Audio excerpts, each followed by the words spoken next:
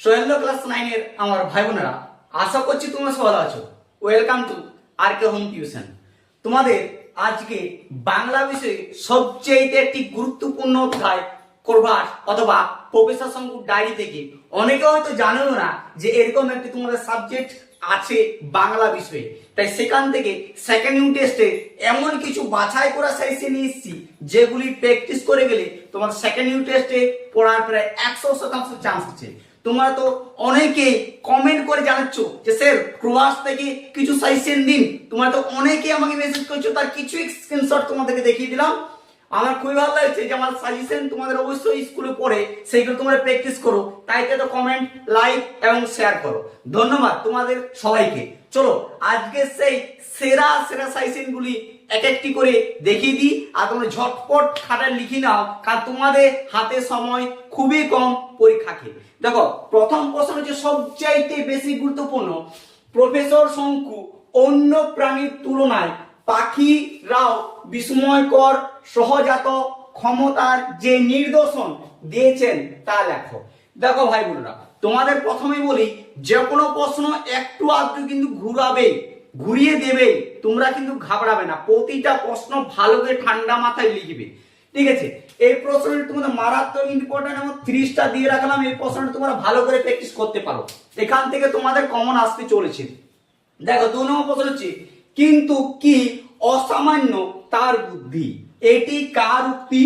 কার কোন অসামান্য বুদ্ধির কথা বলা হয়েছে? এটিও তোমাদের সেকেন্ড ইউনিট টেস্ট থেকে মারাত্মক এবং বিশাল গুরুত্বপূর্ণ প্রশ্ন। আবার তোমাদের বলে রাখি, শুধু বাংলা বিষয় নয়, প্রায় প্রতিটা সাবজেক্টে অলরেডি আমার চ্যানেলে সাজেশন ছাড়া হয়ে গেছে। তোমরা সেগুলো যদি না দেখে থাকো দেখে নাও। প্রতিটা ক্লাসের অধ্যায় ভিত্তিক সাজেশন অনেক আগে থেকে তোমাদের রেডি করে দিয়েছি, যাতে না তোমাদের কোনো অসুবিধা হয়। আশা করছি তোমরা সবাই ভিডিওগুলি দেখে নিয়েছো। দেখো, পরবর্তী প্রশ্ন হচ্ছে, বেশ বুঝতে পারছি সে অবাক হতভম্ব। সে কে? সে কোন ঘটনার অবাক হতভম্ব হয়েছিলেন? এই প্রশ্নটিও মারাত্মক ইম্পর্টেন্ট প্রশ্ন, এবং তোমার 30টা দিয়ে রাখতে পারো, ঠিক আছে? দেখো, 4 নম্বর প্রশ্নটি হচ্ছে আরো বেশি গুরুত্বপূর্ণ।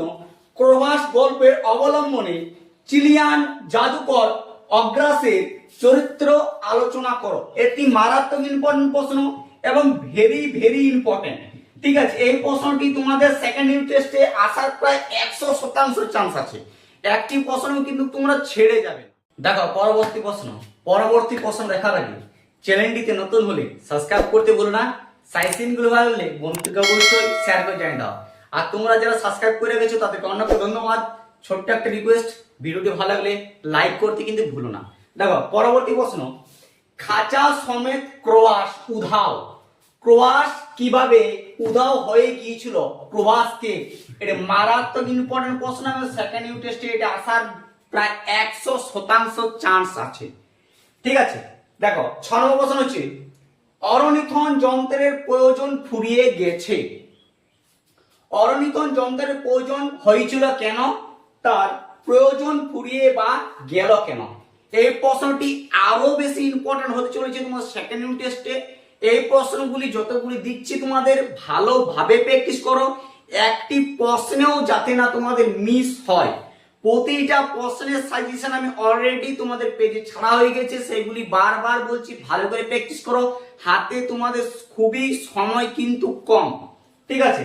দেখো, 7 নম্বর প্রশ্ন হচ্ছে, 2 সপ্তাহে অবনীয় প্রোগ্রেস কোন বিষয়ে একথা বলা হয়েছে? কি রকম প্রোগ্রেস হয়েছিল? এই প্রশ্নটিও ইম্পর্টেন্ট, ঠিক আছে? সবচেয়ে বেশি ইম্পর্টেন্ট হচ্ছে তোমাদের 5, 6 আর 1, 2, 3। এই প্রশ্নগুলি একদমই মিস করো না, ঠিক আছে? বারবার সব প্রশ্ন মিস করে গেলে এই প্রশ্নগুলি একদমই মিস করো না। লাস্ট প্রশ্ন হচ্ছে আরো বেশি ইম্পর্টেন্ট এই বছরের জন্য সেকেন্ড ইউনিটে। কালকে তো একটা ব্যাপারে আমি রীতিমতো হকচকিয়ে গেছি। কে কেন হকচকিয়ে গিয়েছিল? এটি মারাত্মক ইম্পর্টেন্ট প্রশ্ন, আমি ভেরি ভেরি ইম্পর্টেন্ট, 100% চান্স আছে। এই যে 8টি প্রশ্ন দিলাম, এই 8টি প্রশ্ন ভালো করে প্র্যাকটিস করো। এই 8টি প্রশ্নের বাইরে তোমাদের কোনো প্র্যাকটিস করার প্রয়োজন নেই। এই প্রশ্নগুলি প্র্যাকটিস করে এখান থেকে তোমাদের অলরেডি সব প্রশ্ন কমন পেয়ে যাবে। ফাইনালি তোমাদের বাংলা বিষয়ে প্রতিটা সাবজেক্ট অধ্যায় ভিত্তিক সাজেশন কমপ্লিট হয়ে গেছে। সেই ভিডিওগুলো ভালো করে প্র্যাকটিস করে নাও, আর সেকেন্ড ইউনিট টেস্টের জন্য প্রস্তুত হয়ে যাও। পরীক্ষা শেষ হয়ে বা পরীক্ষা চলাকালীন কমেন্ট করতে কিন্তু ভুলো না কার কেমন পরীক্ষা হয়েছে।